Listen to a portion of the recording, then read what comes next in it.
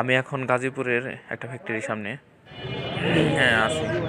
তো সকাল সকাল হাঁটতেছি, এই যে হাঁটতে হাঁটতে যাচ্ছি।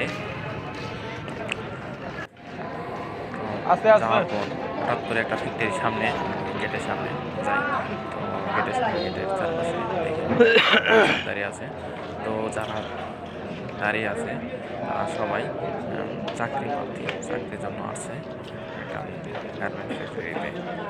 এই ফ্যাক্টরিতে চাকরি নেওয়ার জন্য মতো এখানে সবাই আসছে। তো এটাই প্রথম দেখলাম ফ্যাক্টরির সামনে যে এত পরিমাণ ভিড় হয় চাকরি প্রার্থীরা।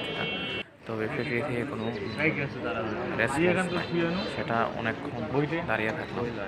একটা ভিডিও নিলাম, এরা এক পাশে ভিতর থেকে রেসপন্স নাই, দাঁড়িয়ে আছে। আসলে মূলত গার্মেন্টস ভিতরে কি রাখছে নাকি? ভিতরে রাখছিল নাকি? কয়জন রাখছে? মেলায় গেছে, হ্যাঁ অনেক গেছে। কোয়ালিটি নিছে?